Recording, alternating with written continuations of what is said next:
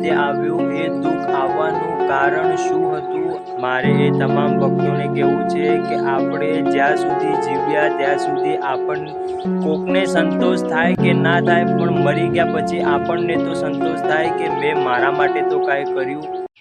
જય માતાજી મિત્રો, રામ માળી રામ. જીવનના અંદર દુઃખ આવે અને એ દુઃખ જ્યારે આપણને સહન ના થાય ત્યારે આપણે શું કરવું જોઈએ? મિત્રો, મારા જીવનના અંદર દુઃખ તો આવવાનું જ છે, પણ એ દુઃખને લઈને બેસી રહેશું તો એનું નિવારણ નહીં આવે. આજે તમને હું આ વિડીયોના માધ્યમથી સમજાવીશ કે જીવનના અંદર નાની મોટી મુસીબત તો બધાને રહેવાની છે, પણ એનો ઉપાય શું લાવવો જોઈએ એના વિશે આજે આપણે જાણવું છે. જ્યારે આપણે કોઈને સલાહ આપતા હોઈએ છીએ, કોઈને કોઈ પ્રોબ્લેમ હોય છે, ત્યારે આપણે એને એવું કહેતા હોઈએ છીએ કે ધીરજ રાખજે, ભગવાન સૌ સારાવાના કરી દેશે.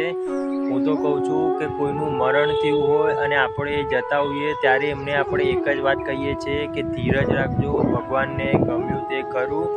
મિત્રો, દેવર્ષિ નારદ ઋષિએ પણ એવું જ કીધું હતું કે આપણા જીવનના અંદર દુઃખ તો આવવાનું જ છે, પણ એ દુઃખને આપણે કઈ રીતે સામનો કરવો છે. કેમ કે તમારા જીવનના અંદર હાલ કોઈ દુઃખ છે તો હાલ આ વિડીયોના માધ્યમથી હું તમને જણાવીશ કે દુઃખનું નિવારણ લાવવું હોય તો સત્સંગ સભા કરવી જોઈએ. દુઃખનું નિવારણ લાવવું હોય તો ભક્તિભાવવાળું જીવન લાવવું પડશે, ભક્તિભાવવાળું જીવન જીવવું પડશે.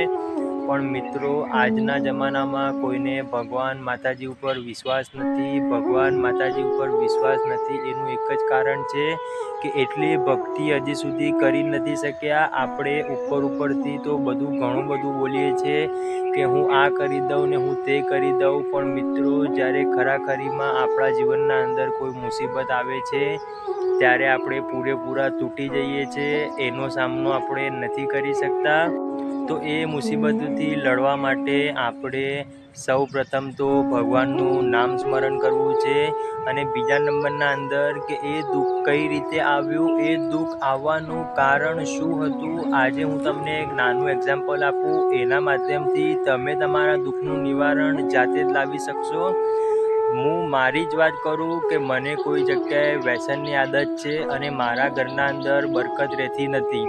તો સૌ પ્રથમ તો મારે વ્યસન મુક્ત થવું પડશે, પાય બચાવવી પડશે, અને પછી જ મારે પૈસો ભેગો કરીને મારે કર્જા મુક્ત થવું પડશે.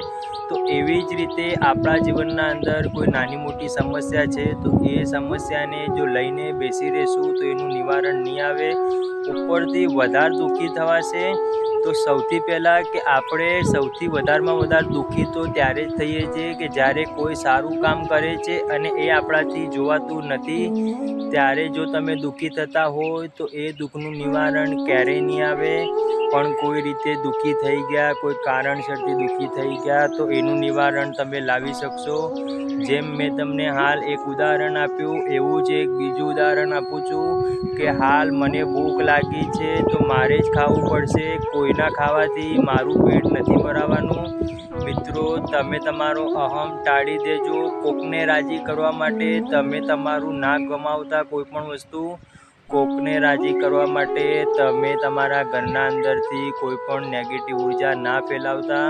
મારે એ તમામ ભક્તોને કહેવું છે કે આપણે જ્યાં સુધી જીવ્યા ત્યાં સુધી કોકને સંતોષ થાય કે ના થાય, પણ મરી ગયા પછી આપણને તો સંતોષ થાય કે મેં મારા માટે તો કાંઈ કર્યું.